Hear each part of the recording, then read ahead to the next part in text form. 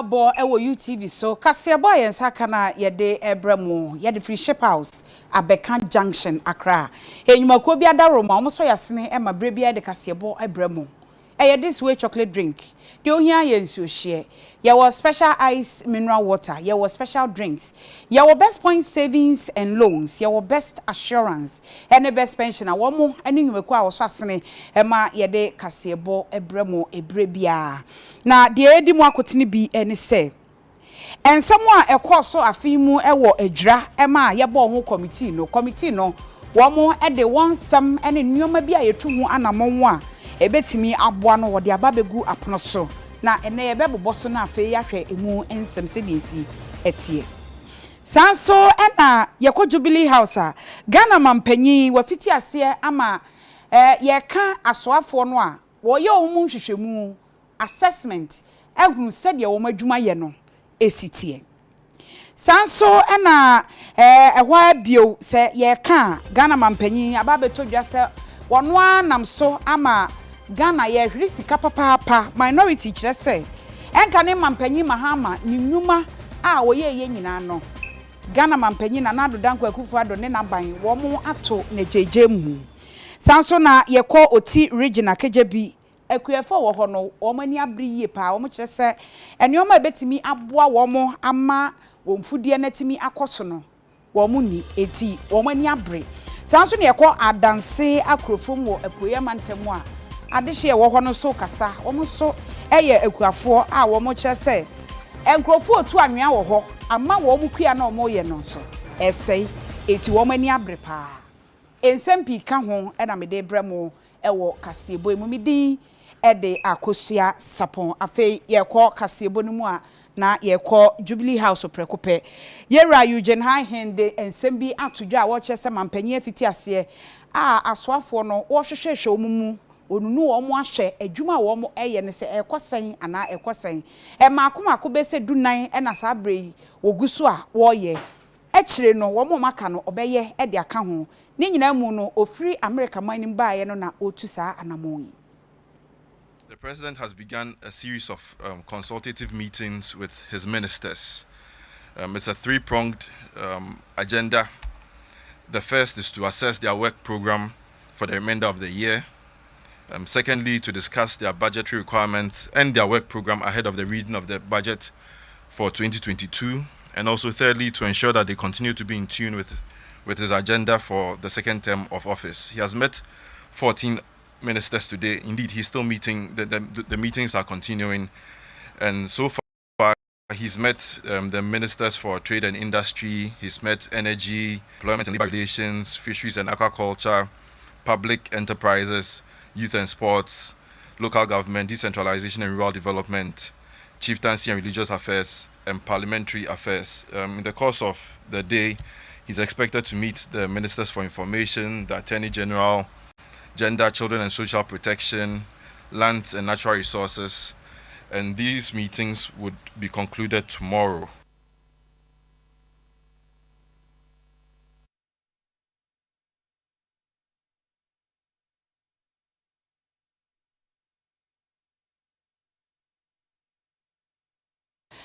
Afe yekọ yera sani adibo ye kan bambo mu nsemo a wabene mu yie papa ye no edi nkomo de afa nanu asem esi ye beka se adwira wonom report a committee kwotena ase eye ahwehwemu totototo nkrofo ano na afe wabọ no doboade aba no na yera sani adibo se no okasa ache dodo e wo se anka besi sabre na anka ba bedru na recommendation no mo de ba ye no ene makomako be se edu edamanim wa ha ye ne no ebedi ho enkomo ansa na no yenko na yenchia no ne yenhwe sede enuoma esi eti opanyi woteme nka ma he ye nia bibia aboko de minia ye da nyankopon ase wosue adomara kwa kakrakra ye kurekuram yo wadaro ma yenhwe recommendation committee no aye ede aba no makomako edu migidi se eba ye wakenkan bi na ansa na no na o kan se ache dodo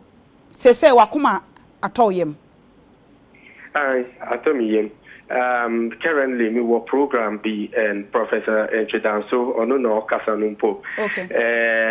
Or see and na our present report no government. Okay. I say wa winning.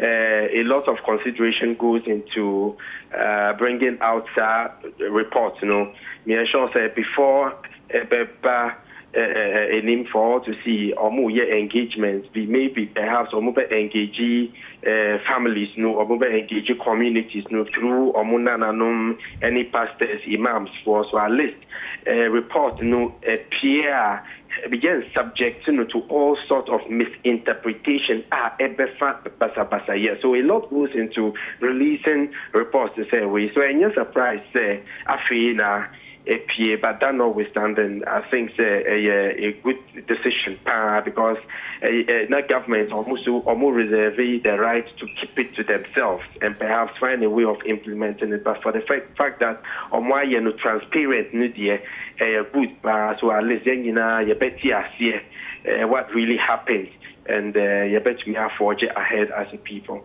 Okay, Yera Sani Adib, I feel. Yan kono baako na yenhwe se yehwe de edi kan no ade edi kan na o ka se committee no ka se wo mo hwe na won mo a eprepra no yema wo mo compensation e na fe nipa mienu o mo hwere wo mo nkwa na wo busuafo yema wo mo compensation eno na ho afi ye ba mienu no a o kire se bambo ehun nsem ewo ho district police commander a owo adwira eye DSP Philip Kojo Hammond e na already etoso no a wo se police station nso ehwa wo mo entrem opanyini no omo en transfer no enene kine ya yenyini free o san se wo ne krom hofo no wo mo ntem kitahudie no ankoyie anase enye nti yenyi omo free ho eno achi osan ebekan ye se municipal chief executive wo ho no honorable Mohammed Salisu Bamba wono so yensesa no esanse wono so anamontuo bi a wotu ho no sa ehai wo je ne sei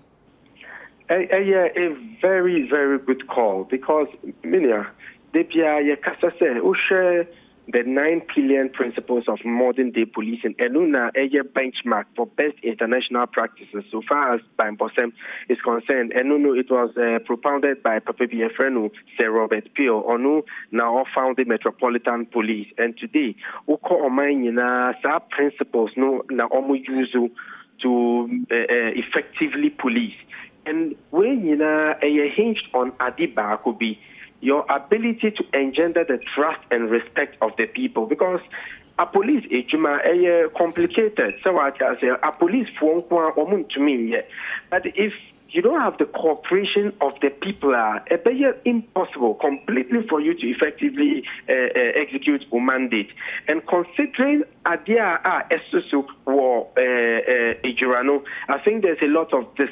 enchantment with police no honum no and nina a boily to leadership and once keeping as the commander honum you are bound to expect rejection on the part of the people what in essence way you know I mean is effective policing cannot happen so a normal thing that but what I'm thinking is we are tempted to show that transfer punishment. Transfer any punishment. And I don't think you are punishing enough to serve as a deterrent to other officers who might Mirasani na said the UC Canadian tia maybe no case a punishment no one can say a punishment. Say and transfer no. It is said the work can sana wo Canada na chese opeso chese police ni nankasa na commander na wo ho na wo say man asotwen. Okay, we share report, almost see for the incompetence. Yeah. So I just once or your incompetence or a jura or kotamalia, so be incompetent, Anna. So usually, okay, okay, so at least anke betumi atwena sum kakra. Okay. Etusha asotwe bi te sesen and anka wo be recommend am mpanimfo. Young investigator, and a police phone, even military, no. Military, no. Meanwhile, you see a police commander, transfer, Meanwhile, military commander, no. Yeah. Who gave the order to military? And he share recommendation in Muswa or say police ni Lieutenant Martin Opoku edu say o say yemfa no emfa so no e the force e na ebeka asem a esi ye ne ho erinti ebeya sanctions a esefata no yemfa ma no migidi se no mo kan ye kire se unse ye kan asojafo na no asojafo ne fam ho no na ebi e ma wo mo e kasa Minia, and you're forceful enough. Okay. You can't wait to say a nipe war like killing. That's a misdemeanor. They be any misdemeanor or minia. Okay. And electricity theft, maybe we are power war fee. And it's criminal, but minor offenses are able to me a misdemeanor. But nipa minia. So you cannot say sanctions. The challenges with internal inquiries, because sometimes our soldiers for preserve morale. So what I say, sometimes boys no feeling victimized. Okay, and so there's always a tendency to cover up. And so let me see. I am shocked and surprised to say committee no more recommend an investigation into the deaths of these two people. What is, in essence, 55 and 50 report, say nobody, Minia, and quote me anywhere, nobody would be held to account for the death of Sa Nipa Mieno. No, I'm Professor Sudan. So I see who share the terms of reference, no, and yet committee to determine when or who we they be, and I agree with him. Okay. However, a committee to recommend an inquiry and an investigation, a criminal investigation. Maybe one person sound diplomatic, or maybe criminal aspect. No, but say an investigation into killings. If not, Minia, a best emotion is very dangerous business because already there were issues with officers. Sometimes who are, there's always a tendency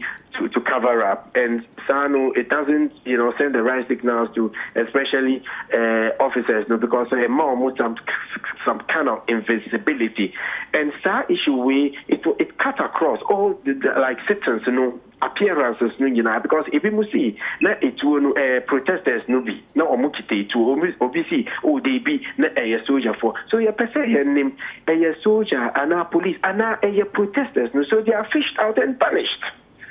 Enti Mira Sanina said you see canon na recommendation no wo boato yem ana say esin to bi wo and you're complete.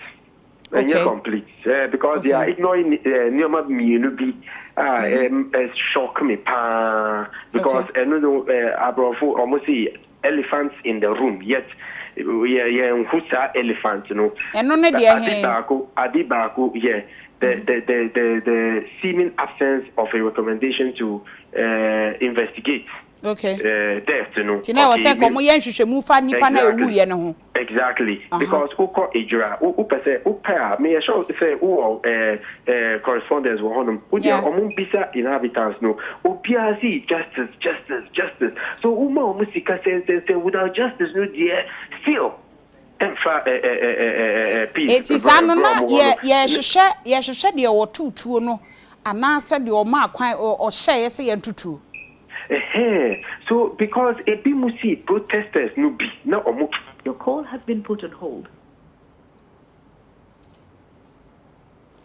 Yera sani ade be me se wo kasa no na funa kwakoka ne phone no e na ama na kwakoba sa enti ye bebo moden na ya hwe se yensa ebetumi aka ne biewu a na afa ye de akwakowie ama kasebo no so ya toa so ewo eso ye bo moden we nyina eye adwira report to a committee de abano eno ho enkomo ene Yera Sani Adib Miriam Pacho waba homa ne so investigation no and with what will bring more perspective into our day Akosua. And secondly Minia and then also shocking me I'm really surprised and Vietnam minister no or no, in my opinion, or no, started weighing in her. Okay. Because or say he received information, say basa azongo for basa bi wo honum. Yenim obia or man information, whether a official intelligence source, either whether a police, whether a soldier, or whether a party foot soldier, and based on that information, or deploy a soldier for, without recourse to the regional security council, another security setup on the ground. So I say, so you see. Me rasani me ba say me ba 0.6 wo hana na committee no recommend say yemma reseg museg diseg for yemma wo mu training e wo basabasaye ene entokwa eno no nti ene ma wo kasa na so me ye bonia instead of say ube chimasum ube ma me more training. So what I say, me say, Professor Richard, so Juma wa Ghana Armed Forces Command and Staff College. Me call school wa honum. Me second Master of Science. Me and wa honum in Defense and International Politics. Me say political appointees no be regional ministers no or more managed by Bosemda. So they don't really know the implications of certain decisions. One, Ashanti regional minister, under normal circumstances, before Uber take a decision pertinent to Bambosem, you will do it with recourse to the security setup on the ground. Unfortunately, one, yes, two. Western regional minister, information are privy to by virtue of the fact that Olunoye chairman of the Security Council, Honum, gave out that information to media and undermines our investigation, and creating mass confusion and diffusion. Okay, apart from that, whether to call it donation, 3,000 cedis as ransom payment without following due process. So you train no more. Especially district chief executives. Usually, almost BNI officers, after friend or NIP officers, almost for phones deep or muichi or call event. Yes, this is the NIP officer for the metropolitan area. Also, sorry. Meanwhile, you are supposed to operate covertly.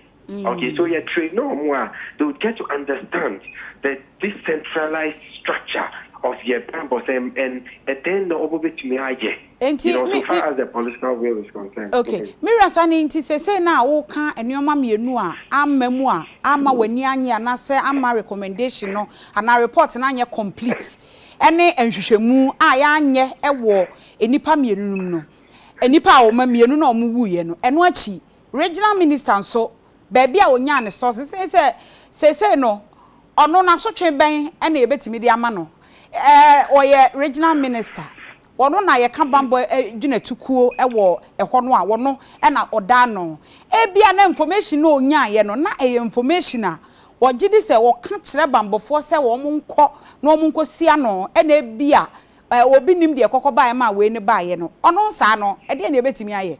Okay, I mean Kabibi, me a student of security.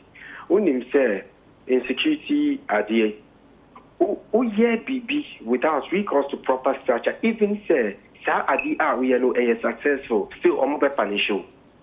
Okay. Yeah, BB but one in general without recourse to the structure, still a punishable offense. Not just one exactly. Okay. And Kagana really a constitutional democracy. Who make a decision a resulting in maybe if you will be some disaster be and the normal circumstance and then obey honorably resign. That's what I say. Because I created so much controversy, it has even become international news. So I was thinking, say, oh, minister, no, obviously, okay, fine. Me make a sad decision, no. Okay. Me sorry, say the decision was in good faith. Okay, now me pese protest no enye enfa basa bre enti unfortunately ni pewu. So I would recuse myself. But Ghana in South Korea some time ago wouldn't be ferry disaster. Transport minister not on ni hobby, not on captain for the ferry disaster but or resign here. Japan Olympics or opinion or see they will invite you or more meetings or kasa bebre. It's garnered some controversy or resigning here. I think I'm resigning. So I had a need but I would have expected say at least I'm recommend this Okay. Asa eno de sa amemu sa o. Debbie, because no make us out on. I mean, it is say u boni nyina po a u boni nyina me gidi se wakenkan report no wagunu de ewom wo be kan say ye fancy. Oh, report no, it's a great report. Okay. Issues are almost raising a bit free. I cannot sense. Okay. So some of them are not surprising. And yeah, the foforo. Honest. And yeah, the foforo. Almost see almost create recreational facilities, but a copy on recreational facilities. I'm sure say Ejuma is very important because the Ejuma come to uncle doing uncle soccer game. Okay, yeah. So I think that beyond recreational activities, no, man, no people almost need Ejuma. If you move go school or move school, Ejuma know already there's a backlog any side, you know. So I think that. Ejumanu extremely important, but overall a great report. However, I feel that a complete. So on a scale of 1 to 10, remember almost 6.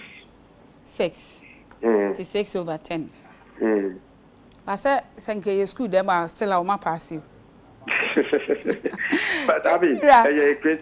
Many professor your program business okay. Or on themselves. Mira sani da se awie ene enkoma oni atwetwe. Abusia yera sani adeb na ye ne di nkomo efa ejura report a eba ye no recommendations a empanimfo committee no ye ede ema ye se empanimfo tu ho anamo edoso kakra ye betimi edi ho nkomo no migidi se ebre kɔ nanim no ye be ye ne kakra sa na afei yetimi ede akwakogu yesan akọ Jubilee House na yera Eugene Ahin na samu a woni nsajrofo hia na bia osan kan ye ene se aban eye nhyehyeye se de be ya obetimi anya ewiemhyan kese a eno beboa ama mampanyin wo tu kwan a ne ho nkyere no ana se won kofa ankrankra de emfanko. 2008 it had procured 2 jets, the current Falcon and then a bigger Embraer, if I'm not mistaken. And for one reason or another, the bigger jet was cancelled, and we were left with this particular one here. I don't know what I mean. Obviously, it would have made much more economic sense to keep the bigger one, because obviously when that happens, when you're traveling with your delegation, and as you know, you don't have to send media people ahead of time. All of you can just go at a go, saves cost and everything. But well, it has happened, and you collect that the Minister for Defense has made it clear that government has decided to buy a bigger jet to save us from all these troubles.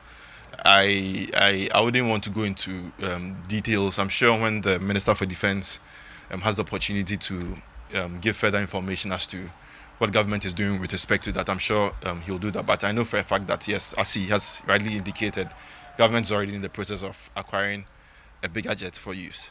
Yeah. Afa osofo a no ene hwe apomuden ho ensem eye onmunyamfo Dr. Kwaku Agema Menu na wo kire sese ye ka oman mu apomuden ho ensem se de ye se ye pese ye no ye ka dentist and doctor for a wo hwe sen enya de a wo doso enu nti eyo how kese a edaye so Roman Central Brasebedwani echirema sa wo baga na ha paadia eba enipa num apomuden a ye ni hyeda emre kra ewo ho de nti a wo kan we ene se Ghana ha sa wo yi a doctor form hwe esen mi kire dentist ba kwesi ho a enipa wo hwom besem pem wo hadue no 150,000 eno nso edan nchen a emu ha mu chichemu aduoso no 75% de ye nkura kese mu ene wo eya tete pa we nyina no se oto ne sa de frɛ sorry fekuo ni krankreku ahodo se wo mu nyina nso metai aban nachi na anisuade hunu a wo fa apomden ho no entimi emrem honorable Dr. Kwaku Agema Menu edi nsem etu dwa no na omu bie Methodist Oral Health School Complex ano ewo Ankase enwo Afija Kwabre East Mansinum ewo Asantemantem. The dentist to patient ratio is currently 1 to 150,000, while 75% of dentists are found in the urban centers alone. There is clearly a need for more dentists, as well as trained nurses and other middle-level professionals to support the work of dentists I therefore extend the appreciation of His Excellency, the President of the Republic of Ghana, to the leadership of the Methodist Church, Ghana, for complementing the effort of government in this critical area of healthcare delivery. Human life is sacred. Every facet of healthcare, including dental care, is therefore critical. Government is committed to promoting healthcare and will continue to provide the needed resources and support to enhance the health infrastructure for the benefit of our people. Afei emrashe bedwani a wo dwabo so ni munyamfo kwabena minta akando wo ye minority ranking member ewo apomuden ho ensem na opanyi kire se ye kase wo man no aboka ewo infrastructure anase adan bi a yakukuru senka ye de eba beye apomuden tina bia de ama omanfo hospitals nanso so efri se Ghana mampanyi na ado danko akufo ado de naban eba ye woma bu womo ni agusto nye woma dwen se womo ye ho adwuma no a yemfa sobo no mo womo esanse womo e na ama oman no aboka. What I'm seeing here is an affront to the mandate the good people of this country has given to the President of Ghana. I think that this government is a group of old men who have no respect for the stakeholders in the governance of this country, and they have no respect for the good people of this country. If for nothing at all, we were here 2 years or more than 2 years ago. If the president respects the parliament of this country, at least they would have responded positively. We are paying interest on the loan that was contracted for this purpose. Meanwhile, the good people of this country, especially those in the catchment area, have not benefited from this project. You remember, this project was awarded somewhere in 2015, and they should have completed latest by 2017. We are in 2021, and we are in the weeds. This is what we have seen for ourselves. And when you talk, they will sit in Accra and try to defend. I believe if most of you had not been here, you would have taken what I'm saying differently. Looking around, I mean, some of the structures, they are ready to take in the cylinders. What is lacking now, or what is not on the ground now, is the human resource. That is the doctors, the nurses, the paramedical staff, the allied health scientists, etc. If it was a hospital belonging to an individual, please, you will not come and meet that a private hospital with that building standing there. No, you cannot. It cannot. They should have started by now. Parliamentary Select Committee on Health. We are at Afari Hospital to see for ourselves where we have gotten to, and it is a shame to us as a country to have this edifice, to have this health village rot without using it. The taxpayers' money has been used to build this. We are all gallivanting around without paying attention to this. The Health Committee, as a matter of urgency, is calling on the President of the Republic of Ghana to fix this hospital. It was ansem yi ho. Ye kwa homa ne so. Eye Health Committee a ewo Parliament anase emrahye bedwam. Enti se minority efam na abeka. Ye ntimi ma ne nkosa ewo se ye tie majority nso ano. Se na omote so bi eno omu nyina ehwe ama edan a yesi nyina aseye ana. Eti ani onumunyamfo Collins Adomako Mensa Kwabre North emrahye bedwani. Ono so ewo committee ni so bi ye ne no eni enkomo. Onumunyamfo memawo aha eba UTV so. Oh, ahoma no ate atom. Yabo ya homoden we mu nyina no eye ensem ahodo a ACCA na yahwe se ye ne no ebedi nkomo mu nyamfo Collins Adomako Mensa wono so eye mrahye bedwani a Committee on Health oka ho anase wo mu nyina kwotena se na ye pese ye bisa ensama hodo bebre firi wo mo nso ho ye hunu we ye video mpanimfo yi hyeda ekọ na ye ka onimonyamfo yi mikire onimonyamfo kwabena minta akando ebra no wotai di mfonyini ba wode abasa na we no mo hunu ya na ana ye ho hwea enye yie contract nankasa no a ye de ema contractors no mo wahi sika na eni ho ana se contract no mo de ma wo mo no ekosi sen edienti na contractors no wo mo ntumi ntua adwuma no so na wo mo enye nwie ye boy ho modern se yensa ebeka no se yensa ka no asa asem nyina no migidi pa se ye bebisa no na wayiyi ya no ama yetimi ehunu de ekoso na afei yate ase ye to akase ebo no eso a na regional head Emma Food and Drugs Authority they are to edwa se we asante mantempanyina wono da Food and Drugs Authority ano se omanfo okwa akoto ade anase so sikrom so okoto aduane bi a wo monhwe standard ehia papa eno eboa ma ade kro no a woto no etimi eboa wo ewo wapomuden ho ensem Empanyinfo amoda Food and Drugs Authority ano ewo Kumase Asante Mantema ayensamkyerefo enhyemudi a womo ebo amanfo kokko se ebinum enam koti kwan so womo di enuru a womo ankasa no womo ni tumi krata anasa enhyehye a Food and Drugs Authority ade ato se ansa na obetima ton aduru amanipa dasani atimi anom no ewo se otime ya ade baako anasa mienu no bibre niwa omo aye eno ena kwankyerefo panyin a oda Food and Drugs Authority ano ewa Asante Mantema Nora Naki Telabi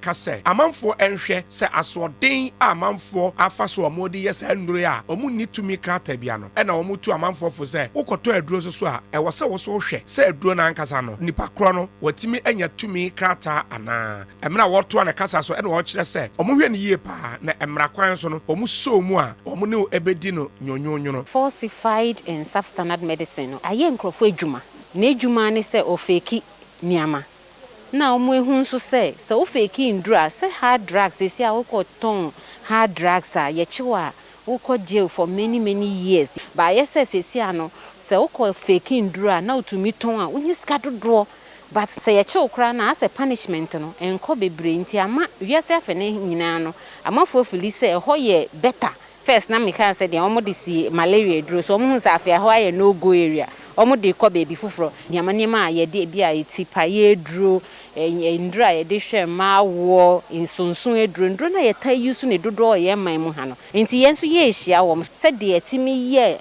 malaria nduro na ene unya malaria enche bia na ho atọ no saa na ye de be ye sa nduro ye ake nti yesan akoyachi ye kwa akoma ne so ne onumunyamfo Collins Adomako Mensa Kwabre North emrahye bedwane ye ne no eni nkomo oka committee a wo mo hwe apomuden ho ensem na mira mema wa ha eba UTV so mira from patronage so far yo ya dase bebre ne awia yi adaje a wanya amaye onumunyamfo Kwabena Minta Akando ebre bia ebra no bra no wotai ede emfonyini sei na minority no committee no na wo mate asi no mo akwakohwehwe no matwitwa mfonyine no mo de aba no makasa e de afa na committee ni ntimu hu ana se adan akase we sisi wo machines e wo ho na Ghana ye bra wa apomuden hu nsemu timu hu ye a mo behwe aboa ama ya wie dan no yo mama pato misaki audio anyway tifo Omojos na edin kan mama clarify some baako bi am pese ni apenya kando ne other members no can. First of all, Parliament and Shima will be also on afari and on call around and hospitals. The 7 year bar Kasano say members of the health committee. The part last week Wednesday, health committee really meeting. At the meeting, no, we agreed say in the next 2 weeks, no, the best talk health facilities. Into the minority for 4 years and a personal visit and yet health committee na small. I want to make it very clear. Omo kono omanji any authorization from the leadership of the committee. And I said there was no consensus on this matter. Omo na said the omo personal political what they call it. let me make that point very, very clear. Offer Afari said it's under the Ministry of Defense. And in Tina Sobekaya, journalist could be a year video be by, It took the defense minister, the deputy defense minister, any other journalist for any call or share. So it is under the defense ministry. It is said the two here as a member of parliament. Which means send me a member of the health committee in Kenya.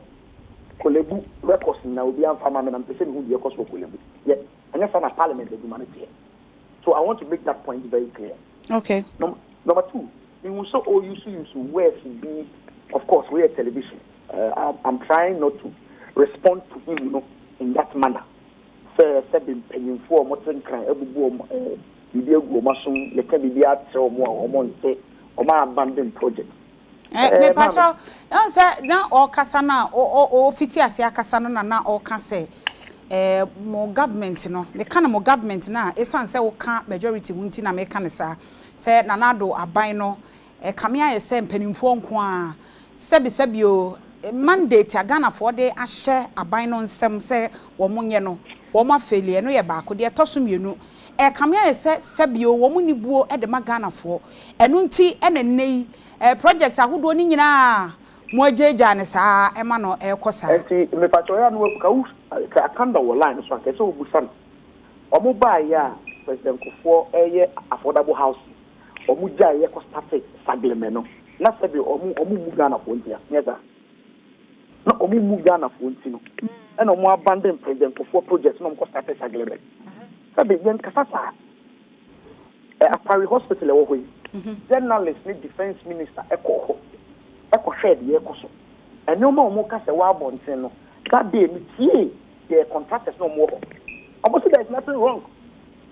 Okay, there's nothing wrong with the equipment na wa bonten me Ray okay project na all kan ho asem no Afari no omo ko no na a percentage men na wo and at see everything. Okay, Moko Afari it was about 40% complete. It is almost 90% complete. When you buy a sub, you buy your project with Afari. Afari, yes, I say, almost I think a problem Yama. Once you may will be at Wasso. You buy you abandoned projects. There are some of the projects cry the Obama hospital authorities. It's a mess. Almost will be a but more created the impression. The health committee in airport or health committee and she will be on Kotobia. Okay. Personal visits to all their personal visits no more. What clarify one mammy miss away. Once okay, was it enfiem ye what coye or muko chinchini sir and or ye videos no de better bonting. Echo call me who doing na a dainty and a committee no project to be at it to say. Omunye ho hwe na me pese me hunu wo ma ahoma no so no kra na me bisa se mpacha wadaroma na me bisa se anyenye bia sa project na akeka wura mu no yen sentrofo kɔ emontene wo mo kɔ mansini mu ekɔkɔ hwehwɛ bi ematomre bi mpokura a ɔmanfo nankasa etimi su edegu yen so ka sansem we nyina eye contract no na ye twam sika eni hɔ ana committee motena se ade na moka edefa ho me pato akando no a ranking member on the committee yeah and so obo committee no so boa only the first person he's a ranking member of the committee on a ranking member who chairman and vice you know he's a ranking member it is a obo committee no so boa he should take the blame also most of the hospitals now abandoning now but all document anymore some of them are contractor issues. They do also I can't also last 2 years or call Afari Honia the other. The part of 2 years ago, any video call there's been an improvement. Or call 2 years ago, no, I'm sure about 50% complete. And now we know 90%. Okay. And now we know 90%. It's governance there, continue. You know, it's no Obia and then I just buy abandoned project, no, and then correct. In fact, most of the projects we are at certain stages, no, and then I mean, I don't. They really need idea, but me now can an impact. It be 80%, it be 90% complete. aban we buy na sabe I don't know what 40% no jaya ekene akando ko no ko be say 40%. But for if for nothing at all ko we say akoda nim akodu 90%.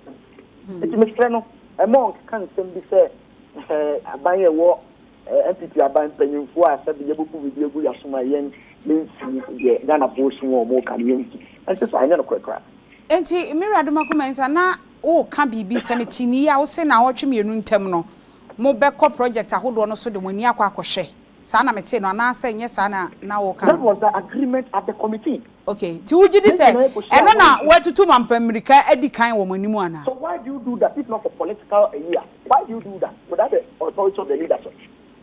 Abra yenya ya tnase ajiatu. So in the next coming days no ye ba be ko for in fact you can say ye be ko confanoche who say confanoche do dey na see what ticket ye bubu before omo ba parliament be dey some approvals ye kwa inspect all those projects ye kwa inspect na ye we meeting no Wednesday ya na ye meeting ukwa be ye meeting ayi na ya dia to say adwumadi ye kwa kodi no mo kwa makosia as minority na wa paka ne cameraman edi bochi akopie baby eye tani oma we enye fe mira unyi ni say ebia de oye na ebuesan say enfie mienu atwam okofa ba ye me gidi say all kan so no ma specifics o kan yes no me pacho me wadaro mama me nwie mama nwie na enfie mienu odi mfonyini ba ye odi mfonyini ne ba be kire ye ma omanfo nyina eka ho asem wonyi ni say bia pressure se be ya mo be keka mo ho esan se mfie mienu atwam no e bia na ka mo betimi aya awie nke edru sesebre mu nke awie enso ase bia anase twetwe bi enenam so obetimi aya ranking member na wonyi ni say bia woni aban mu enti no na e bia e kyesa yesterday the mechanic say ye nya pressure enti akanda ho ne ayi aduma aban we ni aduma eso wo ye nya pressure enti akanda ho and I made say I can't go 2 years ago. And the no for ye. You 2 years ago, and no I'm here at now. Okay. That is not the case. There has been an improvement. Okay, last 2 years, 40%, 50%, and then 90%. So I should tell you, say, I'm buying just one that. And it's an ongoing project. The reason why I'm making reference to your committee is say, you decided on something. It is a no problem. But Mama say health committee, about because health committee is small. Okay. Health committee is small. That is the clarification I want to make. Honorable, you better see you. Yane Honorable Collins Adomako Mensa. Ono eye Kwabre North constituency no Emra Shebedwani oka committee a womo ehwe womo ehwe apomuden wonsem ewo Emra Shebedwam. Ehina we so na yenye aboafo nkraso Emra ye ba e de agudie mu nsem ebeto aso.